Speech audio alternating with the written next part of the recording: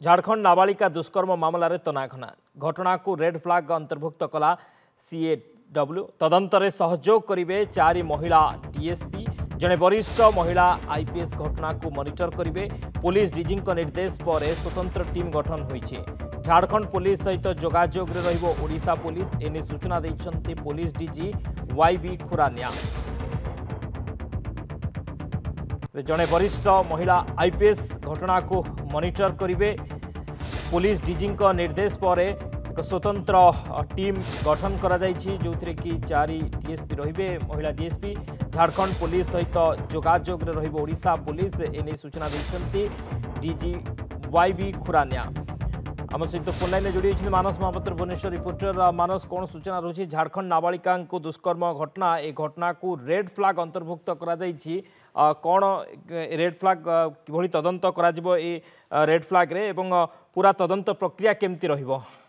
शक्ति देखो विभत्स हत्या लोम टांकुरा कांड एवं जो भली भाव में घटनाटी सामना को आसी गण दुष्कर्म जड़े नाबालिका को गण दुष्कर्म यौन निर्यातना एभली जितेबाला मानव चालाण भली संगीन घटना सामना को आसे ताकू रेड फ्लैग केस रो विवेचना करा जाए। एवं रेड फ्लैग केस प्रथम कौन मु बुझे दउची जे गोटे डेजिग्नेटेड ऑफिसर एहार तदंत भार नियंती क्राइम एगेंस्ट वुमेन क्षेत्र रे न्यायिक जो प्रक्रिया रही ताकू टिके अधिक क्रियाशील करबा पई ए रेड फ्लैग टैग रो आरंभ करा जायतला। एवं यहा को देखिबे गोटे रेड कलर एनवेलप भितरे ये जो इन्वेस्टिगेशन रिपोर्ट से सब गुडी को रखा जाय थाए जहा फଳରେ कि गोटे शीघ्र ता ऊपर दृष्टि निक्षेप करा जाय थाए एवं क्लोज मॉनिटर ये सब को करबा पई जने डेजिग्नेटेड ऑफिसर रही थांती जे भली कि क्राइम ब्रांच क्षेत्र रे मध्ये ए घटनाटी सामना को आसी जोथरे सीएडब्ल्यू ए घटना को तदंत करिबो। 4 जण महिला डीएसपी घटना रे सहयोग मध्ये करिवे। तेणु जेहेतु गोटे संवेदनशील प्रसंग किछि दिन धरी चर्चार केंद्रबिंदु पलटिछि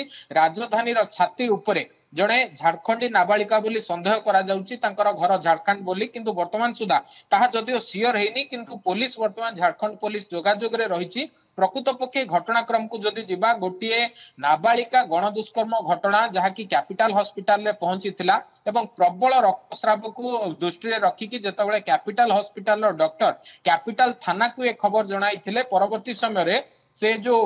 गाड़ी रे सेठा को जाइथिले बा जो उबर रो सहायता नैथिले से उबर रो रनिंग को देखिबा परे जाई कि लक्ष्मी सागर रे पहुंचीथिला पुलिस एवं लक्ष्मी सागर रे गोटे सेक्स रैकेट रो पर्दाफाश हेतिला। ए सबु भितरे गोटे कथा स्पष्ट हेतिला जे ए जो नाबालिका जनक रहिचंदी जो पीड़िता जनक रहिचंदी तांकू फोर्सफुली विभिन्न काम रे नियोजित करिवार प्रलोभन देखै कि भुवनेश्वर अणा जाइथिला एवं भुवनेश्वर रे तांकू यौन शोषण करा जाइथिला। किछि गराखंक जरिया रे तांकू सेक्स रैकेट रे भितरे भर्ती करिबा सहित गराखंक जरिया रे तांकू बाहर को पठा जाउथिला। एभली संगीन खबर जेतेबेले पाइथिला कमिशनरेट पुलिस परवर्ती समय रे से जगह रे चढ़ाऊ करथिला एकाधिक लोकन को गिरफ्त करथिला जहा भितरे महिला मध्ये रहिथिले। किंतु ये एमिति गोटे संवेदनशील घटना रे जदि देखिबे पूरा तदंत करिबा पई बा तदंत प्रक्रिया को आउ टिके क्रियाशील करिबा पई वर्तमान एहा को रेड फ्लैग मान्यता